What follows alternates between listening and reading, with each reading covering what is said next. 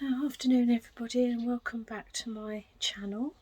For those of you that are watching for the first time, if you like the content, then please subscribe, and if you wish, comment on the section below, and if you hit the bell icon, then you will get notifications of any future videos.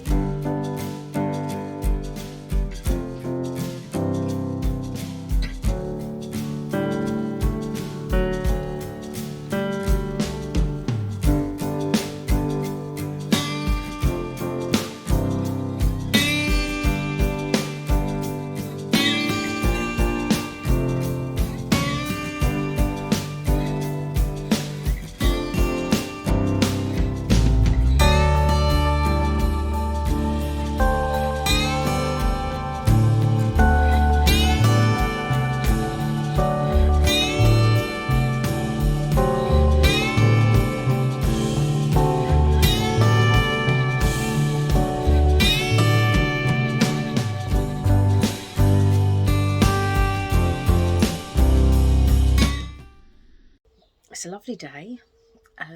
The temperature's not very high, it's about 14, which is probably the warmest it's been this spring. It's rarely got above 11 on most days, so it's been chilly.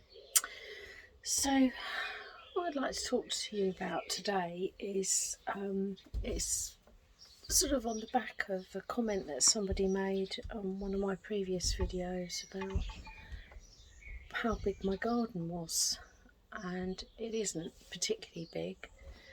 It is round about, at a guess, 8.5, 9 metres by about 6, something like that. I can't give you an exact measurement. And of that, I've got 2 seating areas and a summer house. So the actual growing space is probably 2/3 of that. So one of the things that I like to do, because it is a small space, is to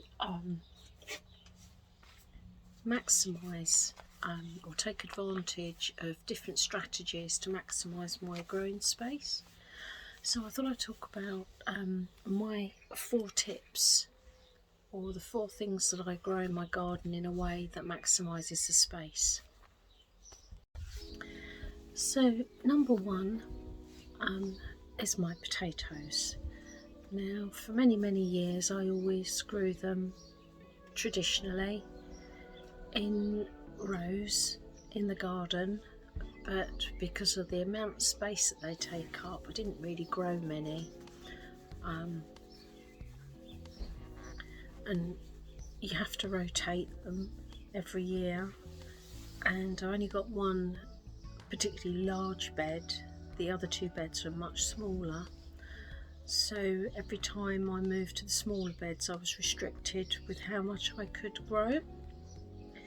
And then I saw that a lot of people had started growing them in containers or grow bags, so I thought, well, I'll try that. So for the last few years I've been growing my potatoes in bags, and it's made such an incredible difference.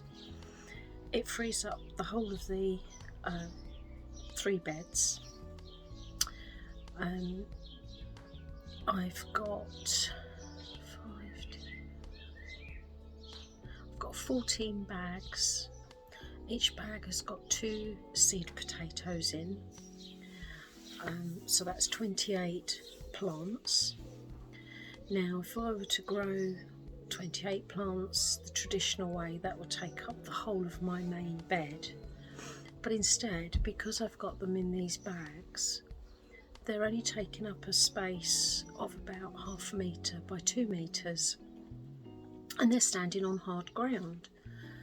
So that is another way of giving me so much more room, and the yield from those are pretty good. And because it's fresh soil every year, I don't seem to have the scab little diseases and pests that I've had in previous years where I've grown them traditionally. So I would say that was my number one tip. If you've got small space and you like your potatoes, grow them in bags or containers where you can move them around the garden. And a lot of people have started sowing them midsummer for their Christmas potatoes. So if you do them in containers, if the weather starts to turn and get very cold, you can just bring them in the greenhouse. So there's a lot of pluses to it, and I'm definitely sold on that method, and we'll be doing that every year from now on. Right, my second tip is overwinter sowing of broad beans, onions, garlic, leeks. I find that if I sow them between mid-October to mid-November, they do develop some growth, and with protection they'll go right through the winter, and as soon as the soil starts to warm up in spring, you've got a real head start on those that are sown under cover and then planted out in the spring. So my broad beans, they were, I'm just trying to think, I think they were sown probably the end of October. They're absolutely covered in flowers now, and I think by the end of this month I'll be harvesting them, and by mid-June I'll probably be able to get those plants up and reveal that space for my next crop that I decide to put there. With the garlic, onions and the leeks, they tend to go in around November time. Again, I've given them protection. They've been right the way through the winter. We've had a particularly cold winter this year and a pretty cold spring, but they're absolutely romping away now. They're bulking up, and again I'll be harvesting them by June, probably early June, freeing up that space, and that just puts me quite a few weeks ahead of those that have planted them in the spring. So that's definitely worth doing, because in a small space, if you want to grow quite a wide variety of crops, then you're going to run out of space very quickly. So if you can spread out your growing year, you'll find it a lot easier. So that's my second tip. Tip number 3 is my runner and climbing beans. I always used to grow them on teepees, the traditional canes, but they used to get overcrowded, and it was really difficult to get in the middle of them to harvest any beans, and it takes up a lot of ground space. So I had been toying with the idea of perhaps just doing them along the edges, and then I thought, well, why not just make a canopy?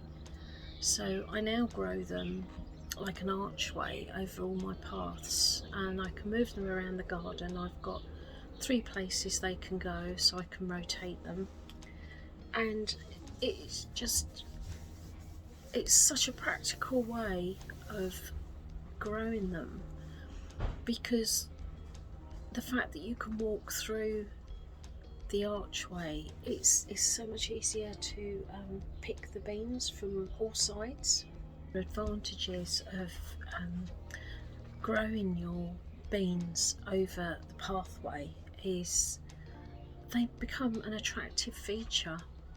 They're covered in flowers and they create shade, but the 3 positions that I can put mine in gives the garden a different look every year. So if I'm sitting, let me see, if I take this year I've got them on the central path, and if I'm sitting having my breakfast, say, in the dining room, I can look out and I will actually be looking right the way through the archway to the back of the garden. So it gives it a bit of depth, it gives it an interest. When I had them over towards my bistro set, the side sitting area, it afforded some kind of seclusion. So if I was sitting on that little bistro set and the beans were fully grown, that made a little sheltered area which was really nice. And again, it was interesting because you could walk through there and it suddenly reveals this little space where you can sit. So it's the added interest that I like about it. And then when I had it directly behind the greenhouse a couple of years ago, when I'm pottering about in the greenhouse, I could get up close to the birds and the bees and that, and be able to take photographs of them without disturbing them, because they didn't seem to realise I was there. So, you know, that's just a minor thing, but it's something that I enjoyed. But the point is, they just become such an attractive feature of the garden. So that's definitely something worth thinking about when you've got a small space. So my fourth and final tip is fruit trees. I wanted an apple tree, but I just don't have the space. If I grew an apple tree in the traditional way, over time it would get really big, cast a lot of shade over the garden, which wouldn't be practical, because obviously when you're growing fruit and vegetables you need minimum 6, but at least 8, really at least 8 hours good sunlight to benefit. So I've now got an espalier. It has got 3 rows and it produced its first fruit last year and it was a pretty good crop. It's covered in blossom again this year, and it's still a little tree. It's I don't think even the trunk part of it's more than about an inch in diameter, but as that gets more and more mature and bushes up, that is going to make a bit of a screen for the bistro area, which I mentioned with the beans. So in future years where I grow the beans back over that side and with the espalier, and also to the left of the bistro I've got a screen with clematis growing up, and to the right I've got my loganberries. So the idea is that over time that becomes a little secluded, quiet corner. So you've got all the benefits of a fruit tree, but because it's trained and it's on limited rootstock so that it won't get huge, I get the benefit of the fruit without all the space that a tree would normally take. So that is certainly something really worth considering in your small garden when you're growing vegetables, that you can get yourself apple or pear. You can even grow nectarines, plums. They can all be grown as espaliers or cordons if you want to grow them up against a fence or a wall. Now cordon is a bit different, that is really only one main stem grown at an angle, and you can grow several.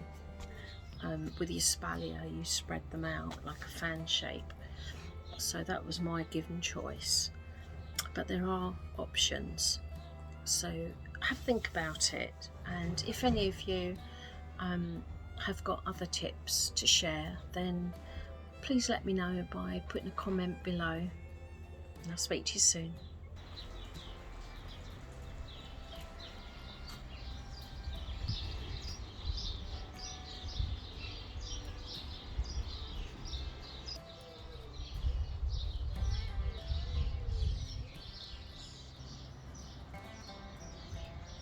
What do you want?